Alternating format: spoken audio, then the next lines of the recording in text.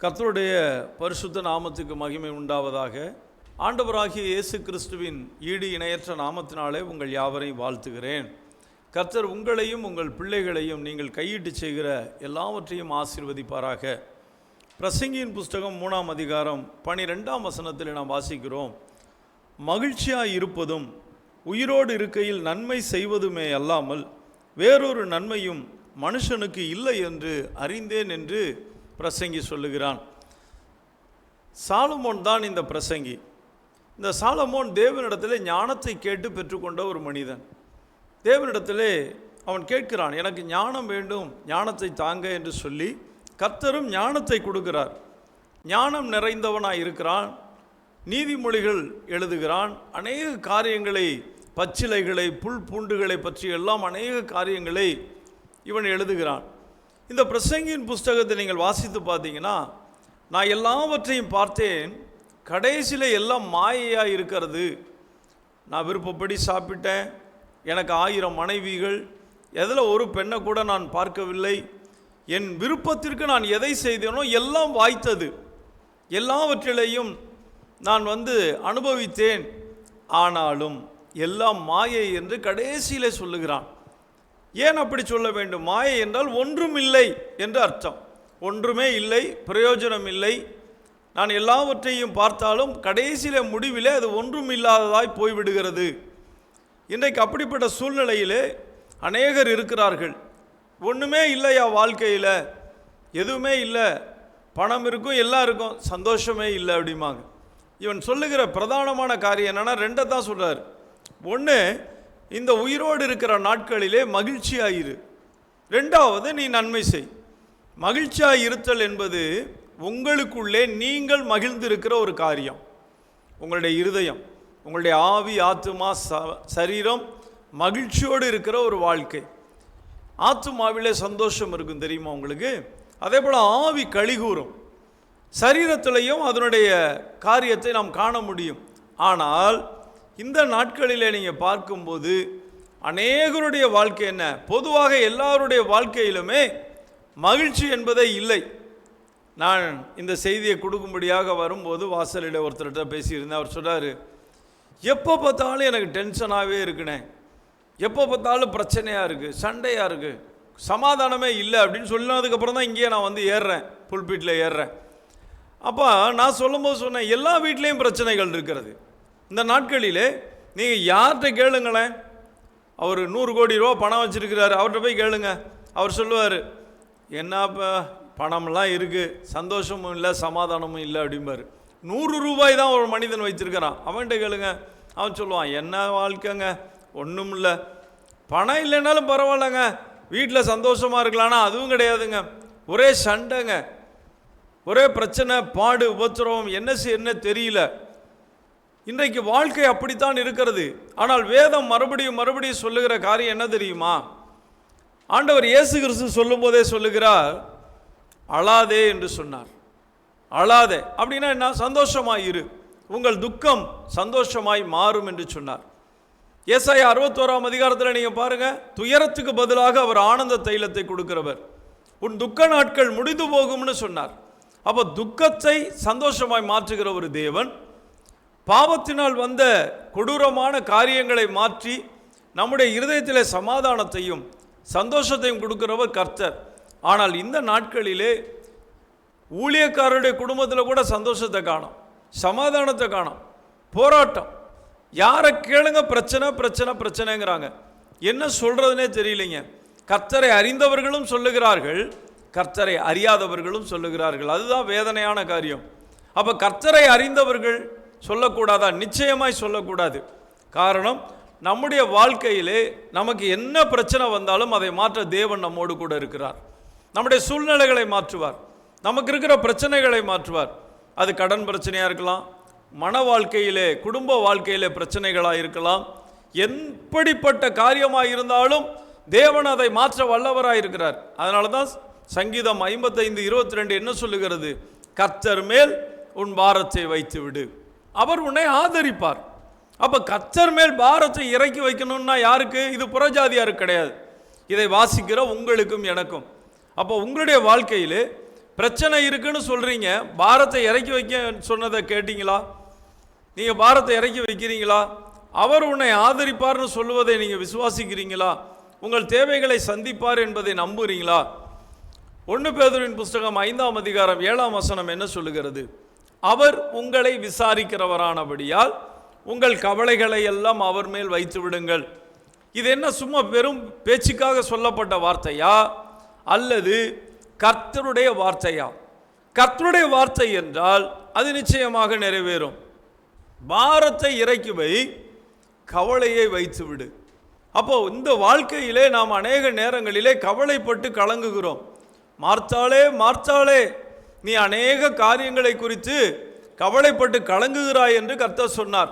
இன்றைக்கு அநேக தேவனுடைய பிள்ளைகள் கவலைப்பட்டு கலங்குகிறார்கள்.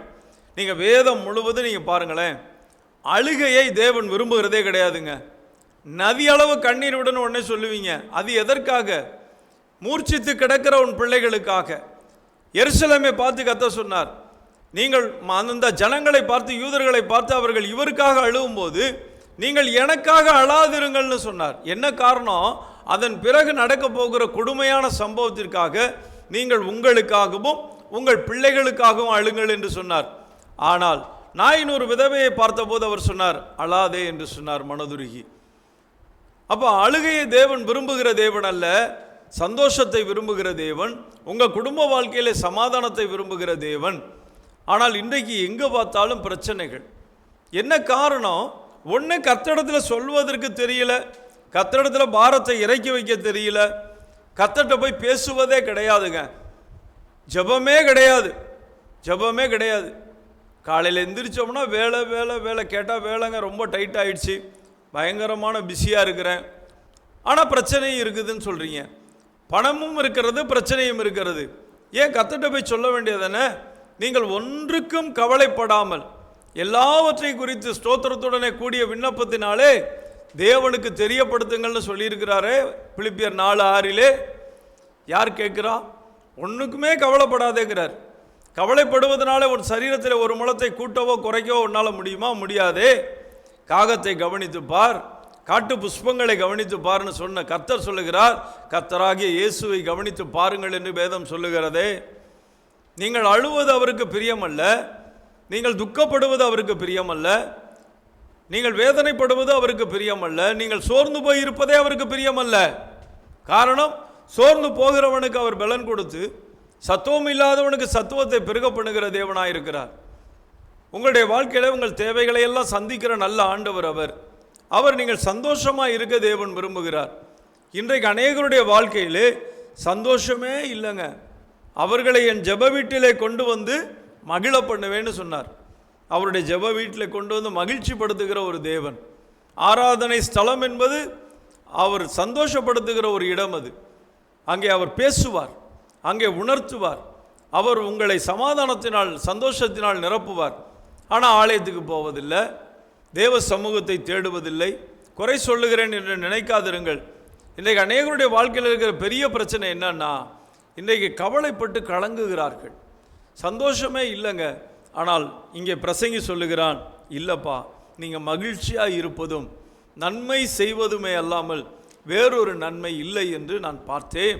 மனுஷனுக்கு அதுதான் ரெண்டே காரியம்தான். ஒன்று, நீங்கள் மகிழ்ச்சியாக இருக்கணும், ரெண்டாவது நன்மை செய்ய வேண்டும்.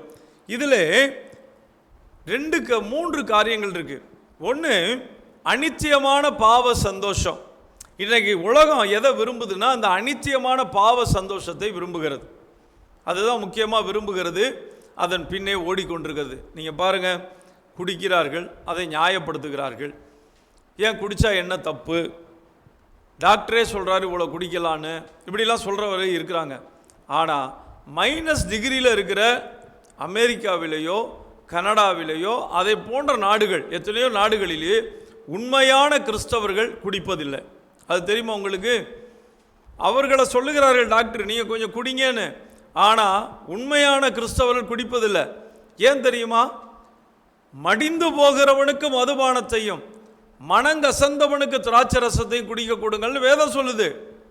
என்கிட்ட ஒரு மனிதன் சொன்னார், அவர் இதிலே ஒரு சபை பாகுபாடுள்ள ஒரு சபைக்கு போகிறார். அவர் சொன்னார், புசிக்கவும் குடிக்கவும் சொல்லி வேதம் சொல்லுகிறதுனார். அவர் எதை சொல்கிறாரு? குடிக்கலான்னு சொல்லி குடிக்கிறார். இன்னைக்கு வரைக்கும் குடிக்கிறார். எனக்கு தெரிய அவருக்கு ஏறக்குறைய 75 வயசு தாண்டிடுச்சு, இன்னும் குடிச்சிக்கிட்டு தான் இருக்கிறார். அதுக்கு என்ன அவர் சொல்கிறார்? வேதமே சொல்லுதுங்கிறார். புசிக்கவும் குடிக்கவும் அவர்கள் விரும்பினார்கள் என்று சொல்லி வேத பழைய ஏற்பாட்டிலேருந்து எடுத்து சொல்கிறார். ஆனால் அதே பழைய ஏற்பாட்டில் தான் எழுதப்பட்டிருக்கிறது, சாக போகிறவனுக்கு மதுபானத்தை கொடு, மனம் கசந்து போய் கிடக்கிறவனுக்கு திராட்சை ரசத்தை கொடுன்னு சொல்லுது. ஆனால் இன்னைக்கு -டிகிரியில் இருக்கிறவன் குடிக்காமல் இருக்கிறவன் இருக்கிறான் கர்த்தருக்காக. ஏன்னா குடிப்பது என்பது தேவனுடைய பிள்ளைகளுக்கு தகுதி அல்லன்னு வேதம் சொல்லுகிறது. அது தகுதி அல்ல, ராஜாக்களுக்கு தகுதி அல்ல, ஆசாரியர்களுக்கு அது தகுதி அல்ல. நாம் குடித்து வாழக்கூடாது. நம்முடைய வாழ்க்கையிலே தேவனுக்கு பிரியமாக இருக்க வேண்டும். இந்த அனித்தியமான பாவ சந்தோஷத்தை விரும்புகிறவர்கள் எத்தனை பேர் விரும்புகிறாங்க பார்த்தீங்களா?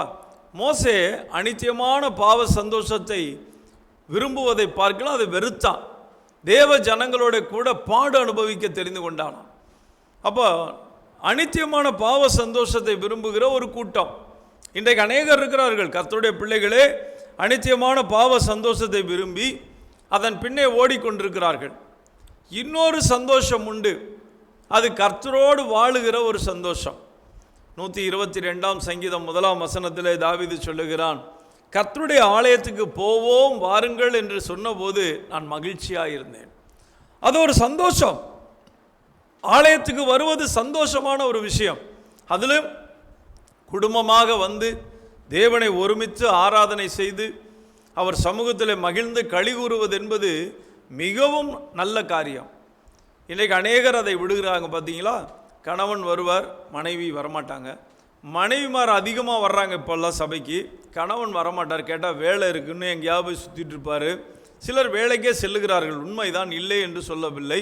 அப்போ காலையில் வரல, மாலையிலேயாவது கூட்டத்தில் கலந்து கொள்ளலாமே, அதுவும் வரமாட்டாங்க. கேட்டால் ஒரே காரணம், எனக்கு வேலை இருக்கிறது என்று சொல்வார்கள். ஆனால் உண்மையாகவே வேதம் சொல்லுகிறது, பிரசங்கின் புஸ்தகம் 9 அதிகாரம் 7 வசனத்திலிருந்து வாசிக்கிறேன், கவனியுங்கள். நீ போய் உன் ஆகாரத்தை சந்தோஷத்துடன் புசித்து உன் திராட்சை ரசத்தை மனமகிழ்ச்சியுடன் குடி. தேவன் உன் கிரியைகளை அங்கீகாரம் பண்ணியிருக்கிறார். உன் வஸ்திரங்கள் எப்பொழுதும் வெள்ளையாயும் உன் தலைக்கு எண்ணெய் குறையாததாயும் இருப்பதாக. சூரியனுக்கு கீழே தேவன் உனக்கு நியமித்திருக்கிற மாயையான நாட்களில் எல்லாம் நீ நேசிக்கிற மனைவியோட நிலையில்லாத இந்த ஜீவ வாழ்வை அனுபவி. இந்த ஜீவனுக்குரிய வாழ்விலும் நீ சூரியனுக்கு கீழே படுகிற பிரயாசத்திலும் பங்கு இதுவே. செய்யும்படி உன் கைக்கு நேரிடுகிறது எதுவோ அதை உன் பலத்தோடே செய்யின்னு சொல்லுகிறார். உன் வஸ்திரம் வெள்ளையாக இருக்கணுங்கிறார், சுத்தமாக இருக்கணும், நல்ல ட்ரெஸ் பண்ணு, நல்ல சாப்பாடு, சந்தோஷத்தோடு சாப்பிடு. இன்றைக்கு அது கூட இல்லையே. நீங்கள் பாருங்கள், ஃபாஸ்ட் ஃபுட்டுன்னு சொல்லி இன்றைக்கி துரிதமான உணவு தான் சாப்பிட்றாங்களே வெளியே. வீட்டில் குடும்பமாக உட்காந்து சாப்பிட்றதே போயிடுச்சுங்க. எங்கள் வீட்டிலே சொல்கிறேன், முன்னாடிலாம் பார்த்தீங்கன்னா பிள்ளைகள் கட்டி கொடுத்ததுனால அது போயிடுச்சு. முன்னாடிலாம் நாங்கள் சமைச்சு நடுவில் வச்சுருவாங்க. நான், என் மனைவி, என் பிள்ளைகள் எல்லோரும் சுற்றி உட்காந்து நான் தட்டில் போட்டு எடுத்து கொடுப்பேன். அவங்க குழம்பு ஊற்றி கொடுப்பாங்க பிள்ளைகளுக்கு. எல்லோரும் உட்காந்து சாப்பிடுவோம். என் தகப்பனார் வீட்டுக்கு ஞாயிற்றுக்கிழமையில் பார்த்தீங்கன்னா மாலையில் எல்லோரும் வந்துடுவோம். தம்பி குடும்பம், எல்லார் குடும்பமும் ஒன்றா சேர்ந்து அங்கே எங்கள் அப்பா அம்மா கூட இருந்து சாப்பிடுவோம். அது என்னவோ இப்போ அது முடியல, போயிடுச்சு, விட்டு போச்சுன்னு வச்சுக்கோங்க. ஆனால் உண்மையாக சொல்லுகிறேன், அப்பொழுது இருந்த சந்தோஷமே வேறு தான். தெருவில் எல்லோரும் சொல்லுவாங்க, அந்த தெரு முழுவதுமே சொல்லுவாங்க, ஏன்னா அவங்க வீட்டில் இப்படி எல்லாரும் ஒன்றா வந்து எப்படி தான் இருக்காங்கன்னு தெரியல, சண்டை கூட போட மாட்டாங்க. எங்கள் வீட்டில் சண்டை போட மாட்டாங்க, யாரும் யாரோடையும் சண்டை போட மாட்டாங்க. ஒருவேளை பிடிக்கலைன்னா கூட அமைதலாக இருப்பாங்களே ஒழிய நேருக்கு நேர் வாய்க்கு வாய் பேசுவதில்லை. நாங்கள் பிள்ளைகளோடு அப்படி உட்காந்து சாப்பிட்ட நாட்களை நான் இன்றைக்கு நினைக்கிறேன். இன்றைக்கு பிள்ளைகள் எல்லாரும் தனித்தனியாக வேறு வேறு இடங்களில் இருக்கிறார்கள் திருமணமாகி. ஆனால் அன்றைக்கு அந்த சாப்பாடு அது எதுவாக இருந்தாலும் சரிங்க, சாதாரணமாக நாங்கள் சுற்றி உட்காந்து தரையில் உட்காந்து அமைதியெல்லாம் சாப்பிடுவோம். ரொம்ப நல்லா இருக்கும். வேதம் சொல்லுகிறது, உன் ஆகாரத்தை சந்தோஷமாய் புசி. இன்றைக்கி கணவனும் மனைவி சேர்ந்து சாப்பிட்றது இல்லைங்க. மனைவிக்கு பார்த்தீங்கன்னா கணவனுக்கு சாப்பாடு போடுவதே சிலருக்கு எரிச்சலாக இருக்குது. ஏன் தான் சோறு போடுறோமோன்னு. சிலரை நான் பார்த்துருக்கேன், சில குடும்பங்களையும் பார்த்துருக்கிறேன். அவங்க கணவனோட அவங்களுக்கு சின்ன பிரச்சனை. அதனால் எப்படின்னு கேட்டிங்கன்னா, கிட்டத்தட்ட 20 வருஷமாக அவர்கள் சாப்பாடு போட்டு வச்சுட்டு போயிடுவாங்க. அவராக உட்காந்து சாப்பிட்டுக்கிடணும். மேற்கொண்டு சோறு வேணா கேட்க மாட்டார். இருக்கிறத போட்டதை சாப்பிட்டுட்டு கையை கழுவிட்டு போயிடுவார். இதுதான் வாழ்க்கை. இதுக்கு பேர் வாழ்க்கையா? கணவனுக்கு சாப்பாடு போடுவதும் போது பக்கத்தில் நின்று பார்க்க வேண்டாமா? அருகிலிருந்து கவனிக்க வேண்டாமா? இன்னும் கொஞ்சம் சாப்பிடுங்கன்னு சொல்ல வேண்டாமா? இன்றைக்கி எத்தனை குடும்பத்தில் அதெல்லாம் இருக்குதுன்னு பார்க்குறீங்க? உண்மையாக சொல்கிறாங்க, நீங்கள் உங்கள் கணவன் மனைவி நீங்கள் சேர்ந்து அமர்ந்து, பிள்ளைகள் இருந்தாருன்னா பிள்ளைகளோடு அமர்ந்து நீங்கள் சாப்பிட்டு பாருங்கள். இன்னும் கொஞ்சம் சாப்பிடுங்க, இதை கொஞ்சம் வச்சுக்கோங்க, இது இப்படி சொல்லி சாப்பிடுகிற அனுபவமே இல்லாமல் போயிட்டுருக்கு. பிசாசு வஞ்சிக்கிறான். கணவன் மனைவி தனித்தனியாக பிரிக்கிறான். வேதம் சொல்லுகிறது, நீ சேர்ந்து சாப்பிடு, சந்தோஷமாயிரு, உன் ஆகாரத்தை சேர்ந்து புசி, அது நல்லது. உண்மையாக சொல்லுகிறேன். பால்யாங்கிச்சோ ஒரு அருமையான தேவனுடைய மனுஷன், அவர் மறைந்து போனார். இன்னைக்கு உலகத்திலேயே சியோல்ல அவர்களுடைய சபதம் பெருசு. ஒரு ஆராதனைக்கு 1.5 லட்சம் பேர் வருவாங்கன்னு அப்பயே சொல்லுவாங்க. அவருடைய புஸ்தகத்தை ஒன்று நான் படித்தேன். அதில் அவர் எழுதினதை நான் சொல்கிறேன், நீங்கள் வேணால் படித்து பாருங்கள். அந்த புஸ்தகத்தில் அவர் எழுதுகிறாரு, அவர் ஊழியம் செஞ்சுட்டு வர்ற காலம், ஆரம்ப ஊழிய நாட்களில் ஊழியெல்லாம் செஞ்சுட்டு வருவாராம். வந்தால் வீட்டில் ஒரே சண்டையாக இருக்குமா மனைவியோட. மனைவி எதுக்கு எடுத்தாலும் பிரச்சனை பண்ணுவாங்களாம். சண்டை சண்டை சண்டை. இவருக்கு புரியல, என்னாண்டவரை உங்கள் ஊழியத்தை செஞ்சுட்டு வந்துட்டு நான் இப்படி சண்டை போட வேண்டியது இருக்குது. இன்றைக்கி அநேக ஊழியக்காரர்கள் வீட்டில் அது நடந்துக்கிட்டு இருக்கு. அநேக ஊழியக்காரர்கள் வீட்டில் இவர் ஊழியத்துக்கு போயிட்டு வந்துட்டு வீட்டில் சண்டை தான் நடக்கும். சோறு கூட இருக்காது. சில மனைவி மாதிரிலாம் சமைச்சு கூட வைக்க மாட்டாங்க. எனக்கு என்னன்னு உட்காந்துருப்பாங்க. அதுக்கப்புறமேட்டு அடுப்பை பற்ற வைப்பாங்க. இந்த மனிதன் பார்த்தீங்கன்னா பலிபீடத்தில் நின்று, தேவ சமூகத்தில் நின்று தேவனுடைய வார்த்தையை பிரசங்கிச்சுட்டு வீட்டில் வந்து ஏதாவது சாப்பிட்லான்னு வருவார். சிலர்லாம் நான் பார்த்துருக்குறேங்க, வெள்ளிக்கிழமை ராத்திரி சாப்பிடுவாங்க, சனிக்கிழமை முழுவதும் சாப்பிட மாட்டாங்க, ஞாயிற்றுக்கிழமை ஆராதனை முடிந்து தான் சாப்பிடவே போவார்கள். அப்படிப்பட்ட உபவாசம் பண்ணுகிற மனிதர்களை நான் பார்த்துருக்கிறேன். அங்கே போனால் சாப்பாடு இருக்காது, சாப்பாடு இல்லைன்னு சொல்லுவாங்க, சமைக்கணும் பேசாமல் உட்காருங்க அப்படிம்பாங்க. ஒன்றும் பேச முடியாது, சண்டை போட முடியாது. ஊழியக்காரன் எப்படி பேசுறது? சமாதானத்தை பற்றி பேசிட்டு வந்துட்டு மனைவியோட சண்டை எப்படி போடுறது? ஒன்றும் பண்ண முடியாது, பேசாமல் உட்காந்துருப்பாங்க அமைதிலாம். அப்போ அவர் கேட்குறாரு, ஆண்டவரே நான் உங்கள் ஊழியத்தை செஞ்சுட்டு வரேன், ஆனால் எனக்கு வீட்டில் நிம்மதியே இல்லை ஆண்டவரே. வந்தால் சண்டை எப்படி நடக்குது பாருங்கள், எதுக்கெடுத்தாலும் சண்டை நடந்துகிட்டு இருக்குன்னொன்னே அப்போ ஆண்டவர் சொன்னாராம், நீ என்னை மட்டும் பார்க்காத, உன் மனைவியும் பார். ஏன்னா நல்லா புரிந்து கொள்ளுங்க, குடும்ப வாழ்க்கை என்பது கர்த்தர் கொடுத்தது நமக்கு. தேவனே தாங்க உண்டாக்குறாரு. ஆதாமை தேவன் உண்டாக்கினார், மண்ணினால் எடுத்து அவர் ஜீவ சுவாசத்தை கொடுத்து ஜீவ ஆத்மாவானான். அதன் பிறகு அவனுக்கு ஒரு துணை வேணும்னு அவர் எதிர்பார்க்குறார். ஏன்னா தேவன் வானத்தில் இருக்கிறோம், நாம் பூமியில் இருக்கிறோம். இந்த பூமியிலே ஒரு துணை மனிதனுக்கு வேணும். நீங்கள் சொல்லலாம், அப்போ கல்யாணமே பண்ணாமல் அன்னகர்களாய் அழைக்கப்பட்டவர்கள் உண்டு, அன்னகர்களாய் பிறந்தவர்கள் உண்டு, தங்களை தேவனுடைய ராஜ்யத்தின் நிமித்தம் அன்னகர்கள் ஆக்கி கொண்டவர்களும் உண்டு. எல்லாரும் கிடையாதுங்க. எல்லாரும் அந்த வசனத்தையே ஏற்றுக்கொள்ள மாட்டாங்கன்னு இயேசு சொல்கிறார். என்ன காரணம்னா, அது முடியாது, அது எல்லாருக்கும் பொருந்தாது. அதற்கென்று வரம் பெற்றவர்கள், தேவனாலேயே அப்படியே பிறப்பிக்கப்பட்டவர்கள், அவர்கள் அப்படியே வாழ்ந்து மடிந்து போவார்கள். கர்த்தருக்கென்று வைராக்கியமாக எதையாவது செய்வார்கள். சரித்திரம் பேசும் அப்படிப்பட்ட மனிதர்களை. அதுதான் எல்லாருக்கும் அது பொருந்தாது. ஆண்டவரே சொல்கிறாரு, இவனுக்கு ஒரு துணை வேணுமேன்னு பார்த்துட்டு துணையே இல்லை. விழா எலும்பு எடுத்து அவனுக்கு ஆழ்ந்த நித்திரையை வர பண்ணி விழா எலும்பு எடுத்து சதையினால் அடைத்து அவனுக்கு ஒரு மனுஷியை கொண்டு வந்து கொடுக்கிறார். என் எலும்பில் எலும்பும் என் மாம்சத்தில் மாம்சமாக இருக்கிறாள் என்று சொல்லி ஏவாளை அவன் தனக்கு உறவாக எடுத்துக்கொள்ளுகிறான். நல்லா யோசிச்சு பாருங்க. இது நிமித்தம் தன் தகப்பனையும் தாயை விட்டு தன் மனைவியோட இசைந்திருப்பான்னு கர்த்தர் சொன்னார். இருவரும் ஒன்றாக இருப்பார்கள்னு இயேசு சொல்லுகிறார். ஒன்றாக ஒருவராக இருப்பார்கள். அவர்கள் 2 பேர் அல்ல, ஒருவர். இந்த 2 பேர் எப்படி இருக்கணும்? ஒரு மனமாக ஒன்றாக வாழ வேண்டும்.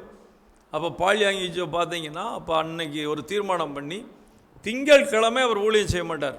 திங்கட்கிழமை காலையில் அந்த நாள் முழுவதும் மனைவி பிள்ளைகளுக்கு தான். எங்கேயாவது ஒரு இடத்துக்கு பக்கத்தில் ஏதோ ஒரு இடத்துக்கு டூர் போவாங்களாம், போய் அங்கே சந்தோஷமாக பிள்ளைகளோடு விளையாண்டுக்கிட்டு அவர்கள் சந்தோஷமாக இருப்பார்கள். வேதத்திலையும் பார்த்தீங்கன்னா ஈசாக்கு தன் மனைவியோடு விளையாடி கொண்டிருந்தான்னு இருக்கு. ஈசாக்கு தன் தாய்க்காக கொண்டிருந்த துக்கம் நீங்கினானா ரெபேக்காள் வந்த பிறகு. ஒரு மனைவி, அந்த மனைவி துக்கத்தை நீக்குகிறவள், அந்த மனிதனை சந்தோஷப்படுத்துகிறவள், அந்த மனிதனுக்கு சமாதானத்தை கொண்டு வருகிறவள், அவள் தான் மனைவி. எப்போ பார்த்தாலும் பிரச்சனையை கொண்டு வருகிறவள் மனைவி கிடையாது. அது ஓயாத ஒழுக்கு என்று வேதம் சொல்லுகிறது. சண்டைக்காரியுடன் குடியிருப்பதை பார்க்கிலும் வீட்டின் ஒரு மூலையில் தங்குவதுக்கு நல்லது. வனாந்தரத்துக்கே போயிடலாமா? எப்போ பார்த்தாலும் சண்டை, எதுக்கு எடுத்தாலும் ஓயாத சண்டை, என்ன செஞ்சாலும் சண்டை. அப்படிப்பட்ட சில மனைவிமார் இருக்காங்க. பால்யாங்கிச்சு ஒரு தீர்மானம் பண்ணார், திங்கட்கிழமை மனைவி. அதன் பிறகு அவர் எழுதுகிறார், என்னுடைய வாழ்க்கையிலே நானும் என் மனைவியும் சண்டையிட்டு கொண்டதே கிடையாது கடைசி வரையிலே. என்ன காரணம்? ஆண்டவர் சொல்லுவார், ராயனுடையதை ராயனுக்கும் தேவனுடையதை தேவனுக்கும் செலுத்துங்கள். உண்மைங்க. ஏனோக்கை பாருங்க, குடும்ப வாழ்க்கையிலே அவன் மனைவியோடு கூட சந்தோஷமாக இருந்தான். ஒரு புறம் எங்கேயாவது அந்த பகுதியில் நீங்கள் வாசிச்சு பாருங்கள், ஆதியாகமம் 5ஆம் அதிகாரத்தில் மனைவியோடு சண்டை போட்டான், பிள்ளைகளோடு சண்டை போட்டான், பிரச்சனை இருந்துச்சு? கிடையவே கிடையாது. 300 வருடங்கள் தேவனோடு சஞ்சரித்தான். 65 வயதில் தேவனோடு சஞ்சரிக்க தொடங்கினான். 365 வயதிலே தேவன் அவனை எடுத்துக்கொண்டார். அதுவரையிலே அவனும் தேவனும் ஒருபுறம் இசைந்திருந்தார்கள், ஒருபுறம் மனைவியோடு அவன் இசைந்திருந்தான், குழந்தைகளை பெற்று அவன் வாழ்ந்தான். இதுதான் வாழ்க்கை. சண்டை போடுறது வாழ்க்கை அல்ல. மனைவி கணவன் உறவு என்பது மிக அருமையான உறவு. நீங்கள் எபேசியரின் எழுதின நிருபம் 5ஆம் அதிகாரத்தில் நீங்கள் வாசிச்சு பாருங்க. சபையை குறித்து எழுதும் போது கணவன் மனைவி உறவை குறித்து எழுதி சபையை குறித்து பவுல் எழுதுகிறார். 2:1. நான் சபையை குறித்து பேசுகிறேன். புருஷன் மனைவியின் இடத்திலே அன்பாய் இருக்க வேண்டும், மனைவி புருஷனிடத்திலே பயபக்தியாய் இருக்க வேண்டும் என்றெல்லாம் சொல்லி எழுதி கொண்டிருக்கிறார். நீங்கள் வீட்டிலே வாசித்து பாருங்கள். அப்போ ஒரு கணவன் மனைவி என்பது சந்தோஷத்தின் இருப்பிடம். அது குடும்ப வாழ்க்கையிலே சந்தோஷமாய் இருக்க கற்றுக்கொள்ள வேண்டும். அனித்தியமான பாவ சந்தோஷத்தை வெறுக்க வேண்டும். 2வது, கர்த்தரோடு இணைந்து இசைந்து சந்தோஷமாய் இருக்க வேண்டும். ஆலயத்துக்கு செல்லுதல், தேவ வசனங்களை வாசித்தல். ஏன்னா வேதம் சொல்லுகிறது, உமது வேதம் என் மன மகிழ்ச்சியாக இராதிருந்தால் என் துக்கத்திலே நான் அழிந்திருப்பேன்னு. 119ஆம் சங்கீதம் 92ஆம் வசனம் பாருங்க.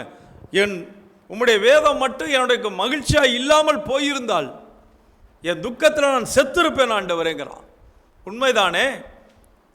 மகிழ்ச்சியை கொண்டு வருகிறது வேதம், மகிழ்ச்சியை கொண்டு வருகிறது தேவ பிரசன்னம், மகிழ்ச்சியை கொண்டு வருகிறது தேவ சமூகம், நம்மை சந்தோஷத்தினால் நிரப்புகிறது தேவ பிரசன்னம். தெரியுமா உங்களுக்கு? 3வதாகத்தான் குடும்பம். இந்த குடும்ப வாழ்க்கை என்பது எப்படி இருக்க வேண்டும்?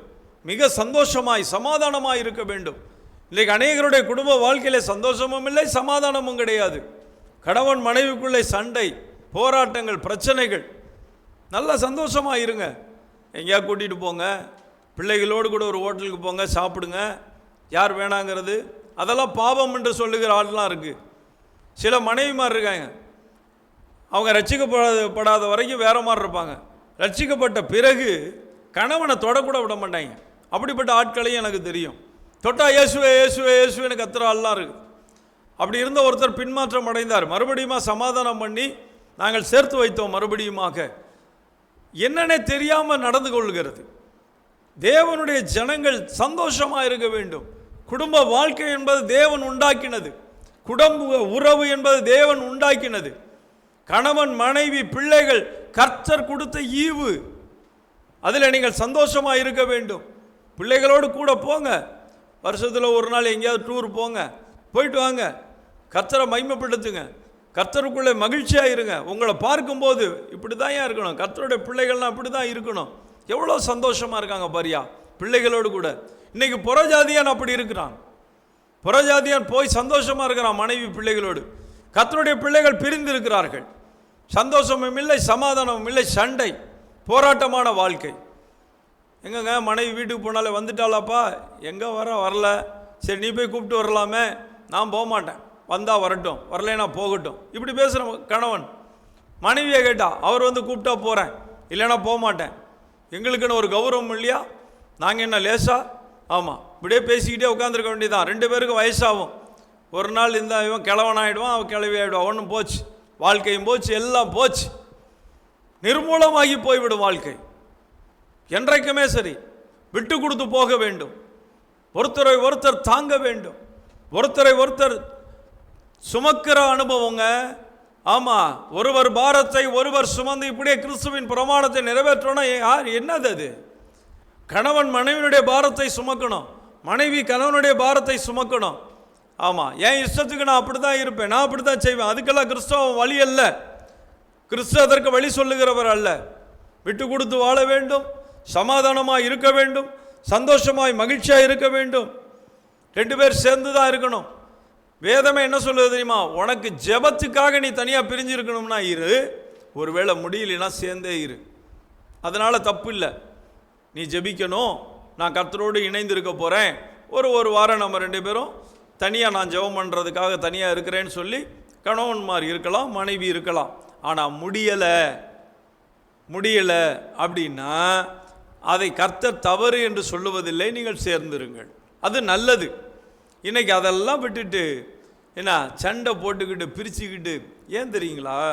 உங்களுக்கு ஒரு காரியத்தை, ஒரு ரகசியத்தை சொல்லுகிறேன். நீங்கள் சந்தோஷமாக இருக்கிறதை விரும்பாத ஒருவன் உண்டு. நீங்கள் சந்தோஷமாக இருக்கிறதை விரும்புகிற கர்த்தர் உண்டு. நீங்கள் எப்பொழுதும் சந்தோஷமாக இருங்கள், சந்தோஷமாக இருங்கள் என்று மறுபடியும் சொல்லுகிறேன் என்று வேதம் சொல்லுகிறது. ஆனால் நீங்கள் சந்தோஷமாக இருக்கக்கூடாது, சண்டை போட்டுக்கிட்டே இருக்கணும், பிரச்சனை நடுவில் அழுதுகிட்டே இருக்கணும். கணவன் தனியாக அழுவணும், மனைவி தனியாக அழுகணும், பிள்ளைகள் அழணும், குடும்பத்துக்குள்ளே குழப்பம் நிறைந்திருக்கணும். அதை விரும்புகிற பிசாசு இருக்கிறான். நீங்கள் நல்லா யோசித்து பாருங்கள். குடும்பங்கள் இன்றைக்கு பிளவுபட்டு நிற்பதற்கு காரணம் என்ன? கர்த்தரை சொல்கிறீங்களா, இல்லை உங்களை சொல்கிறீங்களா, இல்லை பிசாசு சொல்கிறீங்களா? நான் சொல்லுகிறேன், நீங்களே அல்ல. நீங்கள் நல்லவர்கள், கணவனும் மனைவியுமாய் இசைந்து இணைந்து வாழ்ந்தவர்கள். அவர்கள் நீங்கள் இணைந்ததினாலே குழந்தைகள், தேவ பக்தி உள்ள பிள்ளைகளை பெற்றவர்கள். நீங்கள் நல்லவர்கள். ஆனால் உங்களுடைய குடும்பம் ஏன் உடைக்கப்பட்டது? ஏன் சிதைக்கப்பட்டு கிடக்கிறது? என்றைக்காவது யோசிச்சிருக்கீங்களா?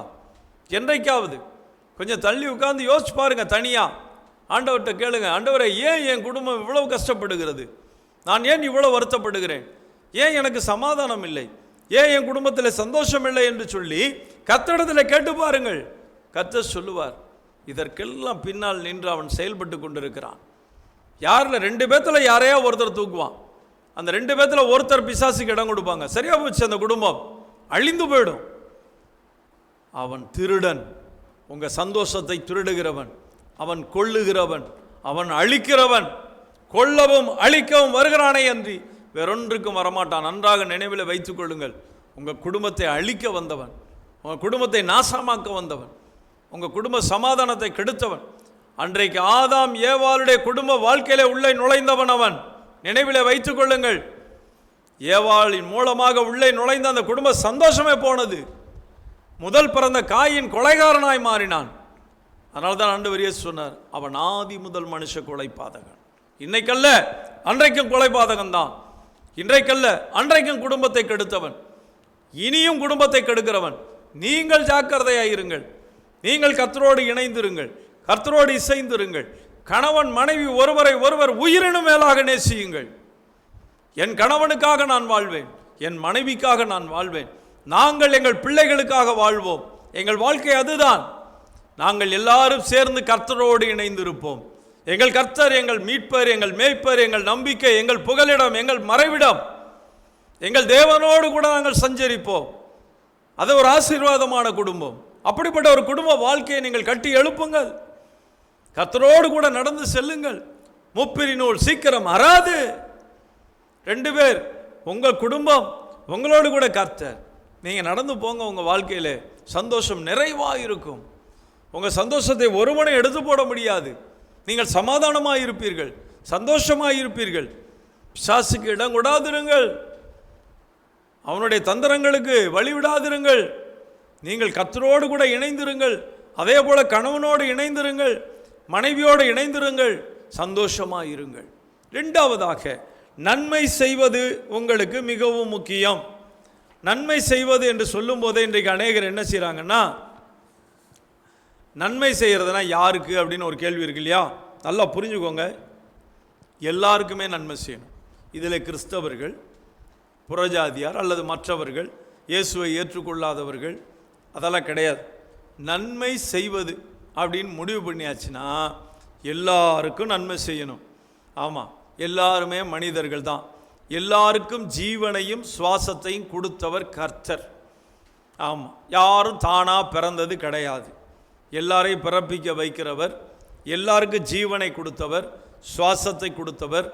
எல்லாருமே மரிப்பார்கள், எல்லாரையும் நியாயம் தீர்க்க போகிறவர், எல்லாருக்குமே கர்த்தர் அவர் தான். இந்த உலகத்திலே தந்திரமாக பலவிதமான மார்க்க போதனைகள், பலவிதமான தெய்வங்கள், பல சூழ்நிலைகளிலே மனிதர்களை இடறி போக பண்ணினவர்கள். தெய்வங்கள் மட்டுமல்ல, தங்களையே தேவர்கள் என்று அழைத்து கொண்டவர்கள், நான் தான் என்னத்தான் வணங்கணும் என்று சொல்லுகிற மனிதர்கள், அந்த மனிதர்களையே கடவுளாக்கினவர்கள். இன்னைக்கு எத்தனையோ மனிதர்களை கடவுளாய் தொழுது கொண்டு இருக்கிறார்கள். ஆனால் அது எல்லாமே மாயை, பொய். ஆனால் நம்முடைய தேவனாகிய கர்த்தர் ஒருவரே கர்த்தர். தேவகுமாரனாகிய இயேசு கிறிஸ்துவாக இந்த பூமிக்கு வந்தவர். அவர் சர்வலோகத்தின் பாவத்தை சுமந்து தீர்த்த தேவ ஆட்டுக்குட்டி. அவரை தொழுது கொள்ளுகிறவர்கள் மட்டுமல்ல, யாராயிருந்தாலும் உதவி என்று சொன்னால் நீங்கள் செய்ய வேண்டும், நன்மை செய்ய வேண்டும். நன்மைக்கு ஞானிகளாக இருக்க வேண்டும், தீமைக்கு பேதைகளாக இருக்க வேண்டும். நன்மை செய்யும்படி உனக்கு திராணி இருக்கும்போது அதை செய்யத்தக்கவர்களுக்கு, அப்படிதான் இருக்க ஒழிய கிறிஸ்தவர்களுக்கு செய்யவில்லை, செய்யத்தக்கவர்களுக்கு செய்யாமல் இராதே. யார் ஒருத்தருக்கு நன்மை செய்யணுமோ செய்யுங்க. யாராக இருந்தாலும் சரி. உங்கள்கிட்ட வந்து கை நீட்டி எனக்கு பசிக்குது அப்படின்னு சொல்கிறவன், ஐயா எனக்கு பசிக்குதுன்னு சொல்கிறவன், நீ கிறிஸ்தவனா, நீ இந்துவா, நீ முஸ்லீமா? அதல்ல, நீ மனிதன். உங்க பசிக்குதா, வாங்க சாப்பிட வாங்கி கொடுங்க. பசிக்குது, அவன் பசிக்கிறான், மனிதன் பசியோடு இருக்கிறான். அதை தான் நம்ம செய்யணும். நம்ம பசிக்க வைக்கிறவர்கள் அல்ல, பசியை ஆற்றுகிறவர்கள். பாருங்க, ஆண்டவர் இயேசு சொல்றாரு, இவர்களை நான் வெறுமனே சும்மா அனுப்பினா வழியிலே சோர்ந்து போவார்களே, இவர்களுக்காக நான் பரிதபிக்கிறேன் என்று சொல்லிவிட்டு, உங்கள்கிட்ட என்னப்பா இருக்கு? எங்கள்கிட்ட 7 அப்பமும் சில சிறு மீன்களும் இருக்கு, கொண்டா. ஆண்டவர் ஸ்தோத்திரம் பண்ணி ஆசீர்வதித்து பிட்டு கொடுக்கிறார். 4000 புருஷர், அவருடைய மனைவி, அவருடைய பிள்ளைகள் எல்லாரும் சாப்பிட்டு திருப்தி அடைகிறார்கள். மீதி வேறு இருக்கு, 7 கூடை நிறைய எடுக்கிறார்கள். எப்படிப்பட்ட கர்த்தர் அவர் பாருங்க. எல்லாரையும் நேசிக்கிறவர், எல்லாரும் சாப்பிடணும் விரும்புகிறவர், எல்லாருக்கும் தம்முடைய சூரியனை உதிக்க பண்ணுகிறவர், எல்லார் மேலும் தம்முடைய மழையை பெய்ய பண்ணுகிறவர். அந்த கர்த்தரைத்தான் நாம் கர்த்தர் என்று தொழுது கொண்டிருக்கிறோம். அவர் சொல்லுகிறார், நன்மை செய் எப்பொழுதுமே. ரோமருக்கு எழுதின நிருபம் 2ஆம் அதிகாரம் 10ஆம் வசனத்தில் பாருங்களேன். ரோமர் 2:10, முன்பு யூதரிலும் பின்பு கிரேக்கரிலும் எவன் நன்மை செய்கிறானோ, முன்பு யூதரிலும் பின்பு கிரேக்கரிலும் எவன் நன்மை செய்கிறானோ அவனுக்கு மகிமையும் கனமும் சமாதானம் உண்டாகும். யாருக்கு தாங்க உண்டாகும்? யார் நன்மை செய்கிறார்களோ அவர்களுக்கு மட்டும்தான் மகிமை, கனம், சமாதானம். தேவனிடத்தில் பட்சபாதம் இல்லை என்று சொல்லுகிறார். உண்மைதானே? இன்னைக்கு எத்தனை பேர், இன்னைக்கு நிறைய பேர் பார்த்தீங்கன்னா நன்மை செய்ய பிரியமே இருக்காது. எனக்கு தெரிய ஒரு பெரிய பணக்காரர், நிறையா வசதியான மனிதன். ஆனால் பார்த்தீங்கன்னா அவருக்கு குழந்தை இல்லை. வசதி இருந்துச்சு, குழந்தை இல்லை, அவர் இறந்துட்டார். ஒரு நாள் அவர் இறக்குறாரு. அந்த பணம் பார்த்தீங்கன்னா யார் யாரோ சாப்பிட்டாங்க. எனக்கு பார்த்துருக்க சாப்பிட்டாங்க. அந்த அம்மா இருந்த வீடெல்லாம் எனக்கு தெரியும். அந்த வீட்டில் யாரோ இருக்காங்க. இப்போ நிறைய வீடுகள், சினிமா தேட்டர்லாம் இருக்குது, அவருக்கு இன்னும் இருக்குது. ஆனால் அவர் இல்லை. அந்த அம்மா எங்கே போச்சோ தெரியல, கூட்டிகிட்டு போயிட்டாங்க. இப்போ ஒன்றும் இல்லை, போயிடுறீங்கய்யா, எல்லாம் போயிடும். ஆமாம், நம்ம உயிரோடு இருக்கும்போது அதை தான் சொல்கிறாரு பிரசங்கி, நீ நன்மை செய்யணும். உயிரோடு இருக்கும்போது நன்மை செய்யணும், எப்பொழுதுமே நன்மை செய்யணும். நம்ம நன்மைக்கு தான் ஞானிகளாக இருக்கணும். ஏன்னா 1 தீமோத்தேயின் புஸ்தகம் 6ஆம் அதிகாரம் 17ஆம் வசனத்திலிருந்து பார்த்தீங்கன்னா, அங்கே வேதம் சொல்லுகிற அருமையான காரியம். அதை பிற்பகுதியிலிருந்து நான் வாசிக்கிறேன். நாம் அனுபவிப்பதற்கு சகலவித நன்மைகளையும் நமக்கு சம்பூரணமாய் கொடுக்கிற ஜீவனுள்ள தேவன் மேல் நம்பிக்கை வைக்கவும். 18ஆம் வசனம், நன்மை செய்யவும் நற்கிரியைகளில் ஐஸ்வர்யவான்களா. எதில் நீங்கள் ஐஸ்வர்யவான்களாக இருக்கணுமா? நற்கிரியைகளில் ஐஸ்வர்யவான்களாகவும் தாராளமாய் கொடுக்கிறவர்களும் உதார குணம் உள்ளவர்களுமாய் இருக்க வேண்டுமா. கர்த்தருடைய பிள்ளைகள்லாம் இப்படி தான் இருக்கணும். ஆமாம், கர்த்தருடைய பிள்ளைகள் நான் நன்மையெல்லாம் செய்ய மாட்டேன் பிரதர், நமக்கு இருக்கு போதும், நம்ம வாழ்ந்தோமா, நம்மளை பார்த்தா போதும். இன்றைக்கி உலகம் அப்படி பேசுகிறாங்க, சொல்லுவாங்க. எப்படின்னா, எதோ சம்பாரித்தோம், சாப்பிட்டோம், பிள்ளைகளுக்கு சேர்த்து வச்சோம், போதுங்கய்யா, அப்பாட்டுக்கு போவோம். ஏன் உனக்கு அப்புறம் என்னையா தெரியும் உனக்கு? ஆனால் வேதம் என்ன சொல்லுது தெரியுமா? நீங்கள் கொடுக்கும்போது அவர் கொடுக்கிற தேவனாக இருப்பார். இரக்கம் உள்ளவர்கள் பாக்கியவான்கள், அவர்கள் இரக்கம் பெறுவார்கள். யார் இரக்கம் பெறுவா? நான் இருக்கிறேன், என்னால் முடிஞ்ச இரக்கத்தை நான் செய்து கொண்டிருக்கிறேன், ஒரு உதவி செய்கிறேன்னு வச்சுக்கிடுவோம். இப்போது என்னுடைய பிள்ளைகளின் பிள்ளைகள் இதை நான் பார்க்குறேன்னா பார்க்கலையா, அது வேறு விஷயம். இன்றைக்கி பிள்ளைகளை பார்த்தாச்சு, பேர பிள்ளைகளை பார்த்துட்டேன், நான் சொல்லுகிறேன். இப்போது அந்த பிள்ளைகளுடைய தேவைகள் ஒன்று இருக்குது, கர்த்தர் பார்த்து கொள்ளுவார், கர்த்தர் கைவிட மாட்டார். ஏன் தெரியுமா? நான் எப்படி இருக்கிறேனோ அதை காண்கிற தேவன். நான் கொடுக்குறேன்னா கர்த்தர் கொடுப்பார், நான் கொடுக்கலன்னா அவர் கொடுக்க மாட்டார். அதுதான் பிரமாணமே, அதானங்க. ஒரு பிரமாணம் இருக்குது தெரியுமில்ல, ஏற்கனவே சொல்லியிருக்கேன். பிரமாணம்னா என்ன? நீங்கள் ஒரு விதையை விதைச்சா அந்த விதை முளைக்கும், அதில் ஆயிரக்கணக்கான பழங்கள் வரும். ஒரு மாம்பழமாக இருக்கலாம், தென்னை மரமாக இருக்கலாம், எதாக இருந்தாலும் சரிங்க, அதனுடைய பிரதிபலன். அப்போ நீங்கள் எதை விதைக்கிறீர்களோ அதை அறுவடை செய்வீர்கள். அதான கலாத்தியரில் வாசிக்கிறோம், மனுஷன் எதை விதைக்கிறானோ அதை அறுப்பான். அப்போ நன்மையை விதைத்தேன்னா நன்மையை என் பிள்ளைகள் ஒருவேளை அறுவடை செய்வாங்க, நான் தீமையை விதைச்சேன்னா பிள்ளைகள் தீமையை அறுவடை செய்வாங்க. அப்போ நாம் எதையாவது விதைக்கணும்ல. நான் எதுவுமே விதைக்க மாட்டேன்யா, நான் வந்தனா போனோன்னா சம்பாரித்தோம் வாழ்ந்தோம், அது வாழ்க்கை அல்ல. உங்களை குறித்து தேவனுக்கு ஒரு நோக்கம் உண்டு, உங்களை குறித்து தேவன் ஒரு சித்தம் வைத்திருக்கிறார். இல்லைன்னா உங்களை தெரிந்து கொள்ளவே மாட்டார். ஆமாம், உங்களை பிரித்தெடுக்க மாட்டார். அவருக்கு ஒரு நோக்கம் இருக்குது. நீங்கள் அவருடைய மகனாக மகளாக தேவன் உங்களை தெரிந்தெடுத்திருக்கிறார். நீங்கள் சாதாரணமானவர்கள் அல்ல, பரலோக தேவனுடைய பிள்ளைகள். அப்போ அவர் தன்னுடைய பிள்ளைகளை குறித்து சில காரியங்களை திட்டமிடுகிறார். என் மகன் இதை செய்வான், என் மக இதை செய்வா, அதுக்காகத்தான் இதை செய்யணும்னு சொல்லி உங்களுக்கு செய்கிற தேவனாக இருக்கிறார். நிச்சயமாகங்க, நீங்கள் குடும்பனையே யோசிக்கிறீங்க சிலர்லாம். நான் சொல்லுகிறேன், யோசிப்பை பாருங்க, அவன் தன்னுடைய குடும்பத்தையே அழைத்தான். 70 பேர் தான் வந்தாங்க. அந்த குடும்பத்துக்கு அழைத்து அவர்களுக்கு சாப்பாடு கொடுத்தான். யாக்கோபுக்கும் தெரியாது இவன் போய் தான் நம்ம பஞ்ச காலத்தில் நமக்கு உதவி செய்வான்னு. யோசேப்புக்கும் தெரியாது தான் தாய் தகப்பனுக்காக தான் தேவன் தன்னை அனுப்புகிறார் என்று. ஆனால் தேவனுக்கு மட்டும் தெரியும், இவனே யாக்கோபையும் அந்த குடும்பத்தையும் நிச்சயமாக இவன் நேசிக்க போகிறவன். உங்களை குறித்து அதை தான், உங்களை கொண்டுதான் தேவன் தம்முடைய பலத்த காரியங்களை உங்கள் குடும்பத்தில் செய்ய போகிறார். நீங்கள் தான் அந்த மனுஷன், நீங்கள் தான் அந்த மனுஷி. உங்களை கொண்டு தான் தேவன் உங்கள் குடும்பத்தை ஆசீர்வதிக்க போகிறார். உங்களுடைய உறவினர்கள் நண்பர்களை உங்களை கொண்டு தான் ஆசீர்வதிப்பார். ஆமாம், அதுக்காக தான் உங்களை பிரித்தெடுத்தார். உங்கள் இருதயம் அவருக்கு தெரியும், உங்கள் சிந்தை அவருக்கு தெரியும். ஆனால் பிசாசு என்ன செய்வாங்க தெரியுமா? ஏன் கொடுக்குற, கொடுக்காத, உங்கள் அப்பாவுக்குலாம் இதுக்கு மேலே இது செய்யக்கூடாது, உங்கள் அம்மாவுக்குலாம் செய்யக்கூடாது, போதும் போதும், வயசாகி போச்சுல்ல, இனிமேல் எதுக்கு அவங்களுக்கு என்ன? ஆமாம், என்னத்தை அவங்கன்னா ட்ரெஸ் எல்லாம் மாட்டிட்டு வெளியே போகிறாங்க, பிறந்த நாள்லாம் அவங்களுக்கு ஒரு சட்டை துணிமணி எடுத்து கொடுக்கணுமாக்கும், புடவை எடுத்து கொடுக்கணும், அதெல்லாம் ஒன்றும் வேண்டாம். இது பிசாசு. ஆனால் கர்த்தர் என்ன சொல்கிறாரு? கொடு, தாய் தகப்பனை கனம் பண்ணு, வாய்ஸ் நாள் நீடிச்சிருக்கும், உனக்கு நன்மை உண்டாகும். எத்தனை அருமையான வாக்குத்தத்தம் பாருங்களேன். உங்கள் அப்பா அம்மாவை கனம் பண்ணாலே கர்த்தர் உங்களுடைய ஆயுசு நாட்களை நீடித்து கொடுப்பாராம். எத்தனை அற்புதமான ஒரு தேவன் பாருங்கள், எத்தனை அருமையான தேவன், எவ்வளோ சிந்திக்கிறார். ஆமாம், நீங்கள் கொடுத்தா அவர் கொடுக்குறாரு, உங்களுடைய ஆயுசு நாட்களை நீடித்துக்க பண்ணுறாருங்க, உங்களுக்கு நன்மை செய்கிறாருங்க, ஒரு குறைவும் இல்லாமல் உங்களை காப்பாற்றுகிற ஒரு தேவன் அல்லவா. சிலர் சொல்லுவாங்க, எதையாவது சொல்லிக்கிட்டே இருப்பாங்க, அதெல்லாம் நீங்கள் காதில் வாங்காதீங்க, கர்த்தர்ட்ட கேளுங்க, கர்த்தர்ட்ட சொல்லுங்கள். ஏன்னா நாம் அனுபவிப்பதற்கு சகலவித நன்மைகளையும் சம்பூர்ணமாய் கொடுக்கிற தேவன். அப்போ உங்களுடைய கைகளின் பிரயாசத்தை யார் ஆசீர்வதிக்கிறார்? கர்த்தர் ஆசீர்வதிக்கிறார். நீங்கள் கையிட்டு செய்கிற வேலையிலெல்லாம் கர்த்தர் உங்களுக்கு ஆசீர்வாதத்தை கட்டளையிடுகிறார். நீங்கள் விதைக்கிற விதையை முளைக்க பண்ணுகிற தேவன். நீங்கள் செய்கிற வேலையை ஆசீர்வதிக்கிற தேவன். நீங்கள் என்ன செய்தாலும் சரி அதை ஆசீர்வதிக்கிறவர். எபிரேயருக்கு எழுதின நிருபம் 13ஆம் அதிகாரம் 16ஆம் வசனத்தில் நீங்கள் வாசித்து பார்த்தீங்கன்னா அதில் எவ்வளோ அழகாக சொல்றார் பாருங்க. 16ஆம் வசனம், அன்றியும் நன்மை செய்யவும் தான தர்மம் பண்ணவும் மறவாதிருங்கள். எதை மறக்காதங்கிறார் பாருங்க. உங்கள் வாழ்க்கையில் நீங்கள் மறந்து போகக்கூடாத ஒரு காரியம். நீங்கள் யார் வேணாலும் மறந்துடலாம்.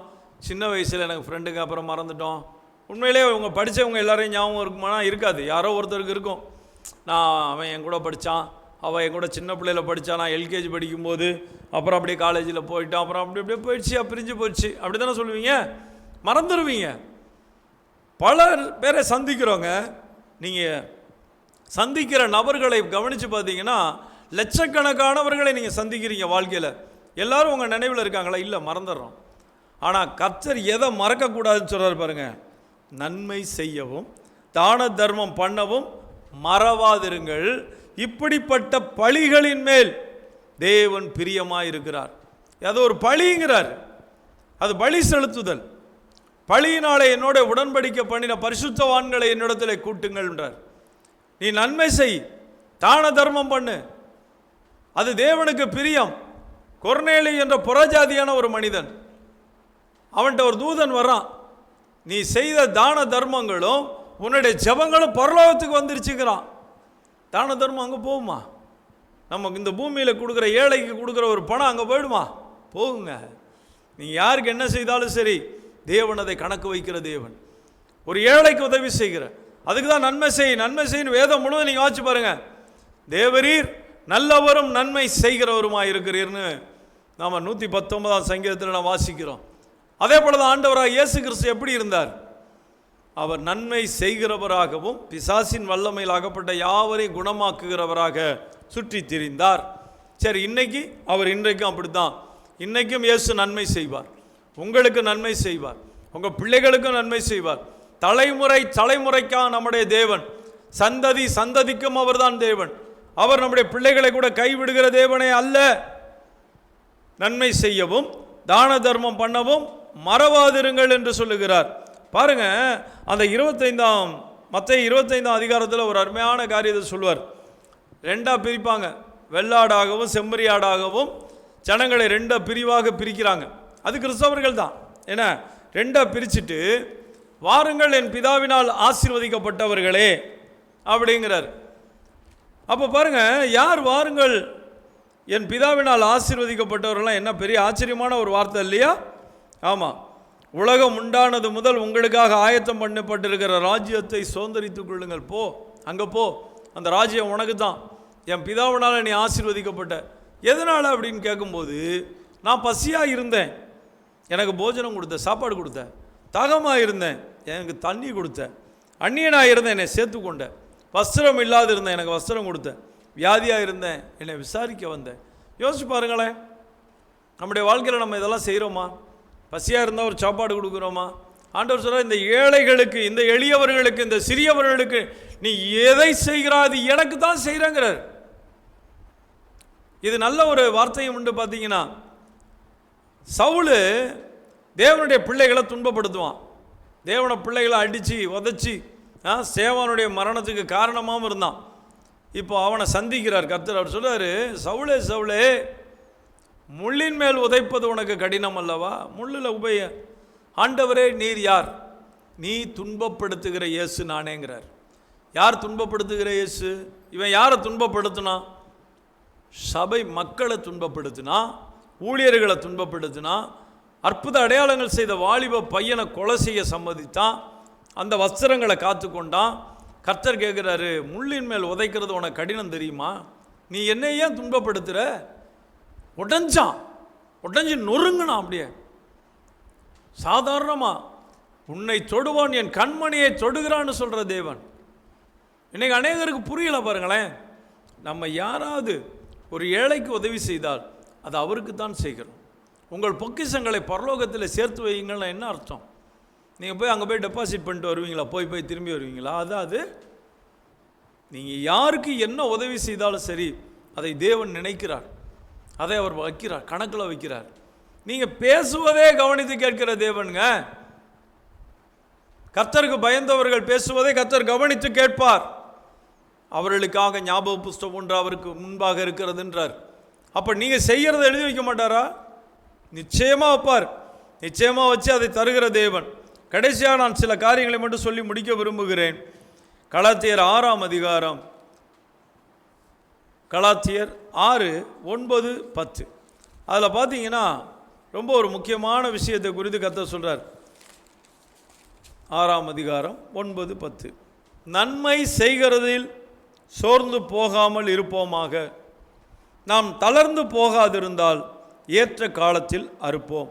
ஆகையால் நமக்கு கிடைக்கும் சமயத்திற்கு தக்கதாக யாவருக்கும், விசேஷமாக விசுவாச குடும்பத்தார்களுக்கும் நன்மை செய்ய கடவோம். நன்மை செய்ய கடவோம். யாருக்குங்க? நன்மை செய்கிறதுல சோர்ந்தே போயிடாதீங்க. நிறைய பேர் என்னென்னா நன்மை செய்கிறதுல சோர்ந்துடுறாங்க. எப்படி சொல்கிறாங்கன்னா, ஐயா நான் எவ்வளோ நல்லது செஞ்சுருக்கேன் தெரியுமா ஐயா, ஒரு வார்த்தை கூட நன்றின்னு சொல்ல மாட்டான். ஆண்டவருக்கே நன்றி சொல்ல 9 வய அப்படி தானே? குஷ்டரோகம் சுகமானதுக்கு நீங்கள் யோசிச்சு பாருங்க. நீங்கள் 100 ரூபா கொடுத்துருப்பீங்க, 1000 ரூபா கொடுத்துருப்பீங்க, 10,000 ரூபா கொடுத்துருவோம், நன்றி சொல்லாமல் போய் தொலையிட்டோம். ஒரு குஷ்டம் பிடிச்சவன், தொழுநோயாளி, குஷ்டம் தீட்டுன்னு பாளையத்துக்கு புறம்பேருந்து கத்தணும், முகத்தை மூடிக்கிட்டு கத்தணும், அவன் சுகமாகறாங்க. ஆண்டவர்கிட்ட வர வேணாமா? வந்தானா? வரல, போயிட்டான். யோசிச்சு பாருங்க. நன்றி இல்லாத உலகம். அதனால் அதெல்லாம் நீங்கள் சோர்ந்து போகாதீங்க. இதுக்காக நான் இப்போ நன்மையே செய்கிறது இல்லையா, ஒரு வயலுக்கு நன்றியே கிடையாது, எல்லாம் நன்றி இல்லாதவனு அவன் இருந்துட்டு போகிறான். உங்களுக்கு கர்த்தர் உங்களை காண்கிறது. கர்த்தர் உங்கள் மேல் பிரியமாக இருக்கிறாருங்க. அவருடைய இரத்தத்தினால உங்களை மீட்டு எடுத்துட்டாரு. அதனால் நன்மை செய்கிறதுல சோர்ந்து போயிடாதீங்க.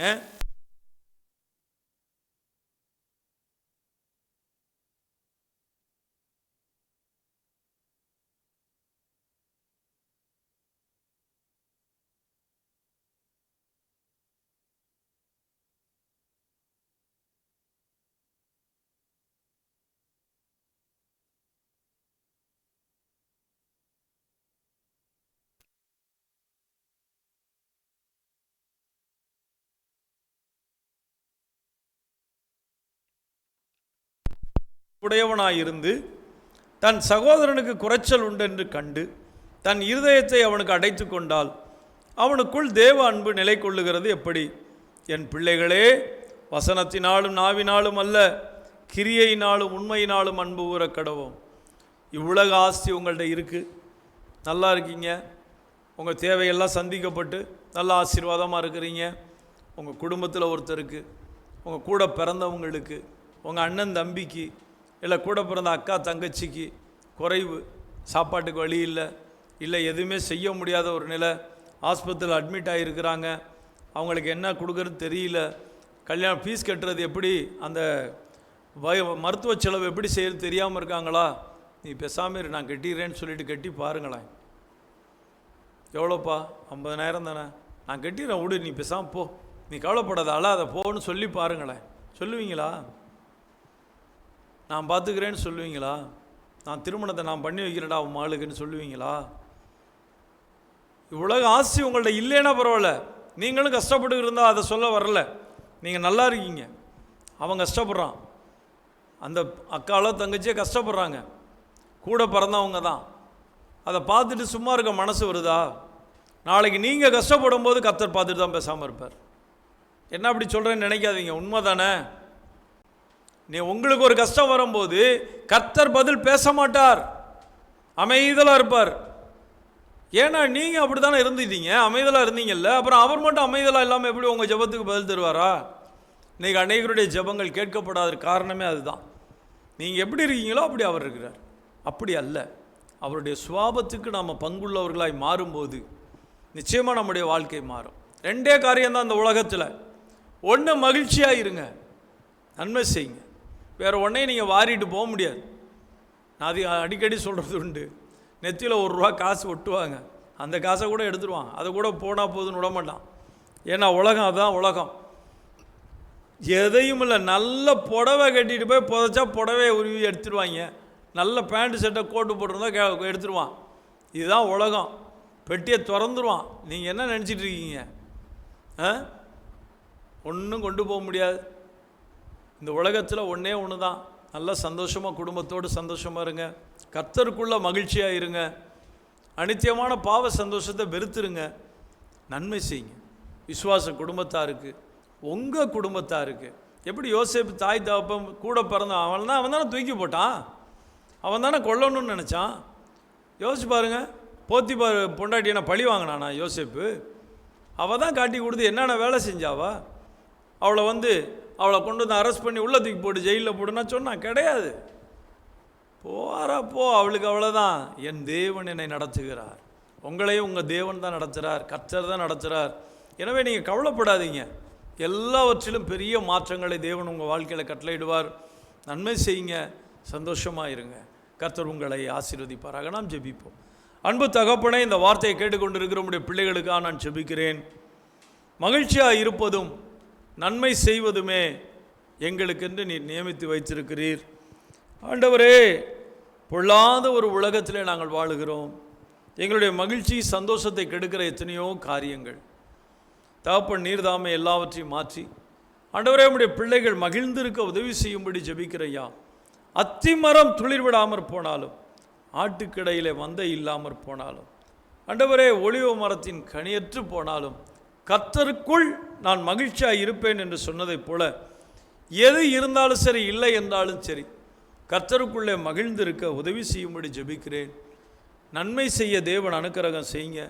உடைய பிள்ளைகளுடைய கைகளின் பிரயாசத்தை ஆசீர்வதிங்க. அவருடைய குடும்ப வாழ்க்கையை ஆசீர்வதிங்க. எல்லாரும் ஒருமித்து வாசம் பண்ணட்டும். ஆண்டவரே, பிரிந்திருக்கிற குடும்பங்கள் ஒன்று சேரட்டும், ஒன்றாய் வாழட்டும். நீங்கள் அப்படி செய்கிறதுக்காக உமக்கு நன்றி. இயேசு கிறிஸ்துவின் நாமத்தில் ஜெபிக்கிறேன் நல்ல பிதாவே. ஆமென், ஆமென். கர்த்தர் உங்களை ஆசீர்வதிப்பாராக. God bless you. God bless you.